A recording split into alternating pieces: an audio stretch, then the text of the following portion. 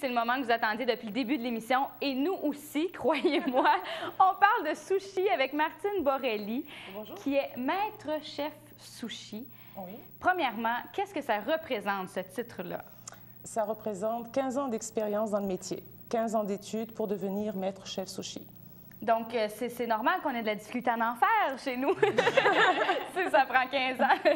Pour être professionnel et pour devenir ce qu'on appelle itamaï, oui, il faut 15 ans.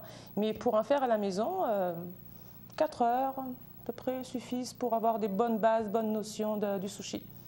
Et qu'est-ce qui fait la différence entre les sushis faits un peu à la va-vite par un non-professionnel et l'art du sushi? L'art du sushi, en fait, c'est l'art d'une combinaison alimentaire. Le taillage des poissons, le fait de tailler un poisson. Je vais vous donner un petit exemple. Vous prenez 2 pavés de saumon, les deux mêmes morceaux. Vous en prenez un morceau, j'en prends un morceau. On a toutes les deux le même couteau. On va découper des nigiri ou des sashimi avec le couteau. On va goûter les 2 morceaux, ils vont avoir un goût différent. Le goût va venir dans l'art de découper les poissons aussi. Et aussi dans l'art de faire le riz, la préparation du riz qui s'appelle sumeshi, et des combinaisons alimentaires. On vient chercher certaines choses, l'aspect visuel, le croquant, le goût, le mélange en bouche, donc une explosion de saveurs en bouche. Qu'est-ce qui vous a donné la piqûre? Pourquoi êtes-vous tombée en amour avec le sushi? Je suis tombée en amour, j'adore l'Asie. Je vais en Asie depuis 20 ans à peu près. J'y vais aux 6 mois généralement. Je suis tombée amoureuse de mon maître, le maître qui m'a formée. Je l'ai rencontré en Hollande. J'ai vu ce petit monsieur là de 4 pieds 11 faire du sushi. Je trouvais ça magique. J'étais à l'époque première cuisinière. Je faisais des études de cuisine française. Et je dis, c'est ça que je veux faire.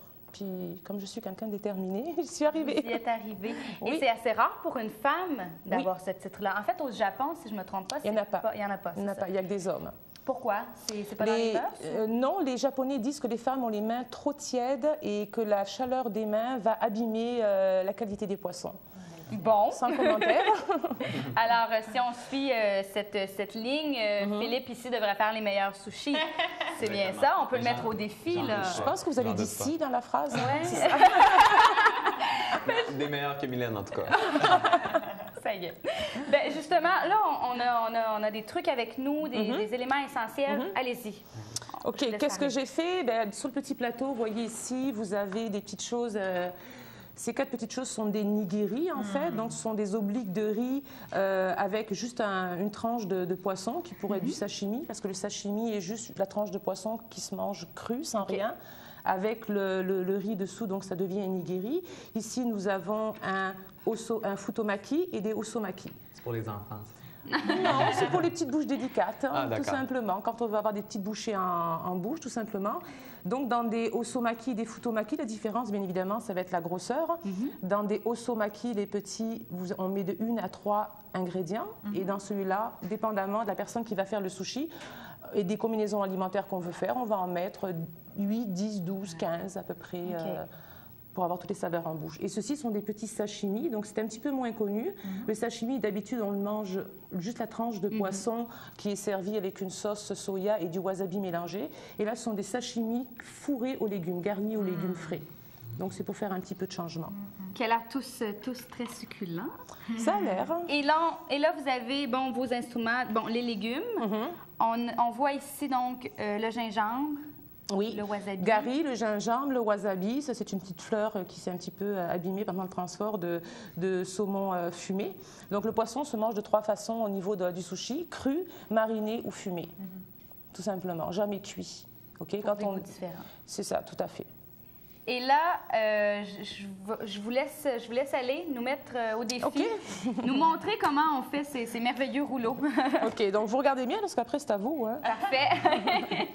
On va peut-être manquer de temps, par contre. Nous, on déguste. Et vous allez déguster. Donc, on va prendre une feuille d'algue qu'on appelle nori. On va juste ouvrir le sac. On vient dans le centre, on vient chercher... Est-ce que ça se trouve à l'épicerie ou c'est dans des magasins spécialisés? Oui, tout à fait. Dans les magasins...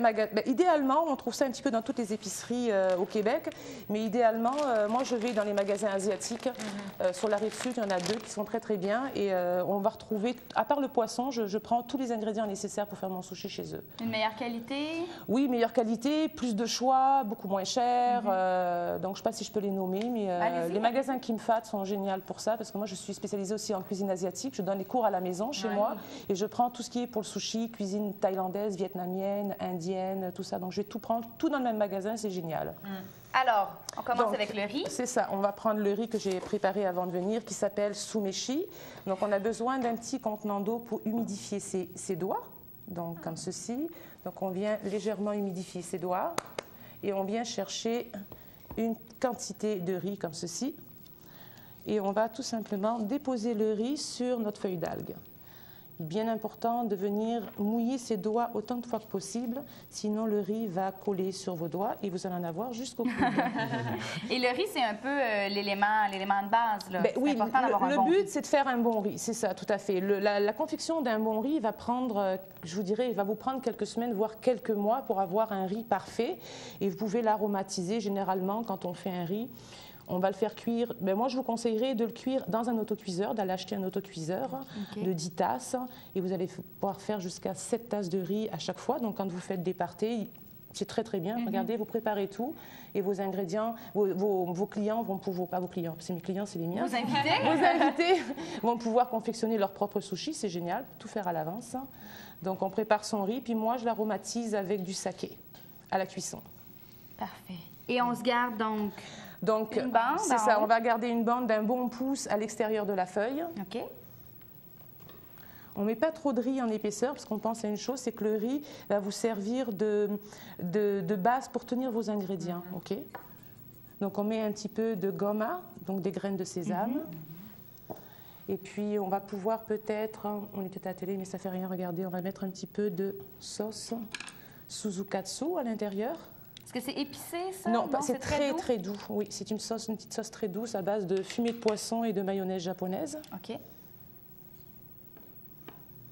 Et là, je vais venir chercher, par exemple... C'est moins compliqué qu'on le pense, finalement. Je crois que le complexe vient au roulage, si on peut dire.